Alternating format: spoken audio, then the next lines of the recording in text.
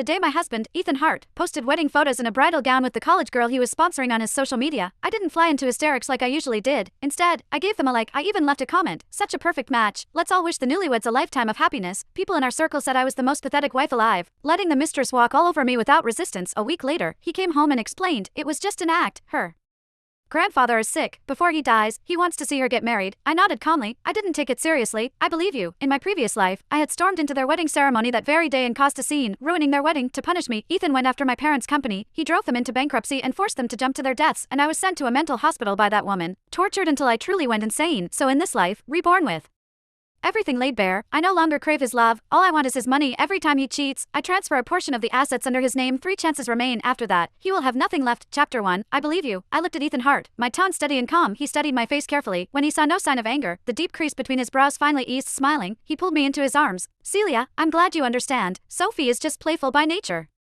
And with her grandfather gravely ill, I really had no choice. I leaned obediently against his chest, but inside, I sneered. In my previous life, it was precisely because I couldn't accept his so-called no choice that I rushed out and made a scene to vent his anger on Sophie's behalf. He ruthlessly crushed my parents' company, forcing them into bankruptcy and driving them to jump to their deaths. I was dragged into a psychiatric hospital by him, forced to take medication, subjected to electric shocks, and beaten by the orderlies. Sophie Collins would occasionally come to see me, nestling in Ethan's arms and mocking me for being like a dog. In the end, I died on a bitterly cold winter night. That was why, from the very first day I was reborn, I began secretly planning to transfer the assets under his name. This time, I no longer believed in a man's love. I believed only in the money I could hold in my own hands. Ethan kept talking to himself. By the way, today is our 3rd wedding anniversary. I'll make it up to you properly, I promise. No one will disturb us tonight. He raised 3 fingers solemnly, swearing an oath. I nodded and replied sweetly, all right, whatever you say. Seeing how agreeable I was, Ethan's mood lifted immediately. Over the next few hours, he busied himself with preparations. From the balcony, I heard him on the phone, his voice deliberately lowered. The best table in the restaurant, yes, the one with a full view of the city lights. Is the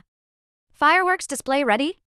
It has to be grand. It's a surprise for her. Watching his bustling figure, I felt momentarily dazed. For an instant, I almost thought the Ethan who had loved me 3 years ago had come back. I looked away and took out my laptop, opening the black operations interface. Because of that Instagram post, Ethan, you've already used up 1 chance. Within minutes, notification after notification popped up. The ownership of the luxury villas and cars under his name was transferred entirely to the overseas offshore trust one had set up in advance. Altogether, those assets were worth more than 30 million. I lifted the cup of coffee on the table, already stone cold, and took a sip. The bitterness spread across my tongue, yet it made me feel more clear-headed and exhilarated than ever. Chapter 2. At 7 o'clock that evening, Ethan brought me to a restaurant called Henting. The location truly was perfect. Beyond the floor-to-ceiling windows, the city glittered in a sea of lights.